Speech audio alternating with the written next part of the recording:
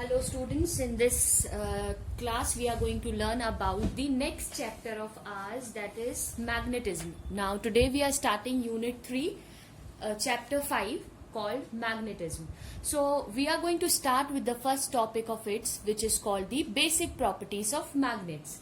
In the previous class we have already seen, but for your revision I am saying quickly that what is magnet or magnetism. So we can say a magnet is a material that has both attractive and directive properties, right?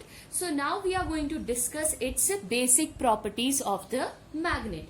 What is its first property? Says that it has a property, attractive property. What does it mean? It states that when we have a magnet, so here I have took a piece of a magnet. When we have a magnet, and if we are going to keep the substances like iron fillings or a heap of iron fillings or any cobalt, nickel, anything which is having magnetic in nature, and we are going to keep it, we found that it is going to be attractive. This property is called the attractive property of the magnet. Second property states that it has a directive property. What does this directive property means? It means that if suppose we are simply align a bar magnet with a thread, it will always direct, or it will always rest in a north-south direction. Okay, it will always align itself in a north-south direction, and this orientation or this alignment is called the north seeking pole, and this is called south seeking pole. So this has a directive property. Like poles repel and unlike poles attract. If we are going to keep two north and south pole, here if I am keeping south and north pole, this way if I am keeping a magnet, they both will repel each other. Okay, like poles repel and unlike poles attract each other. If it is north south, and if it is here we have north and south, so they will both attract each other, and this property is called the unlike poles attracts each other. This is also called the law of magnetism or magnetic pole.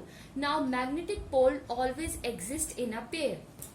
If this piece of a magnet I am going to break in a very small portion also, then too it will have its north and its south pole.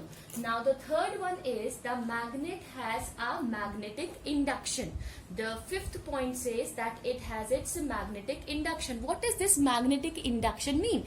Means if I am going to keep a magnet and another magnetic substance which have a property like suppose iron, cobalt or nickel, any substance I am going to place near to it, what happen? After some time, if I am going to keep it here, if I am going to rub it here, it will also have some property of magnetism in it. This is called the magnetic induction. So what is magnetic induction? A magnet induced magnetism in a magnetic substance placed near to it, and this phenomena is called the magnetic induction. Now we are talking about some important definitions that is related to the magnetism. Here if you will talk about, first one is magnetic field. So what is magnetic field?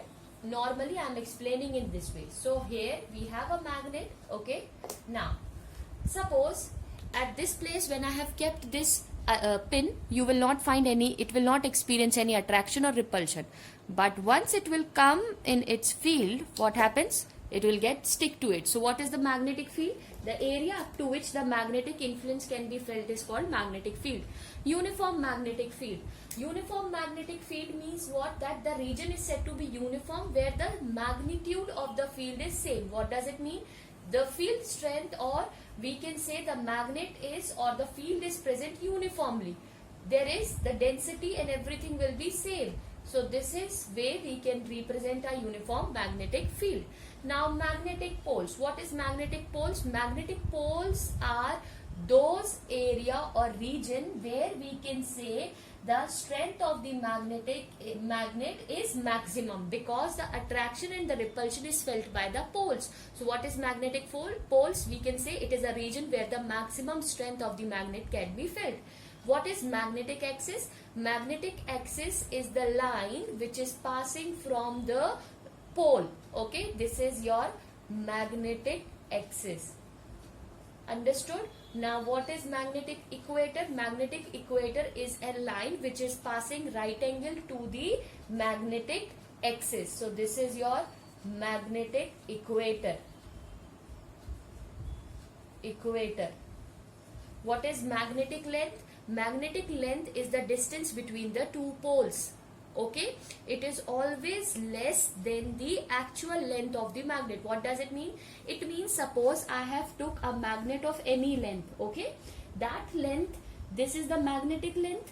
Okay, and this is the distance between the two poles. Suppose this is my north pole and this is the south pole. So this distance is called my magnetic the length which we are going to measure in between is called the magnetic length, and this distance is called your geometrical length. Normally your geometrical length is greater than your magnetic length. Okay, so here we can find this, that magnetic length upon geometrical length of the magnet is 0.84. okay, this they have given some standard value of this. Okay, so this is what we have talked about in this case. Thank you.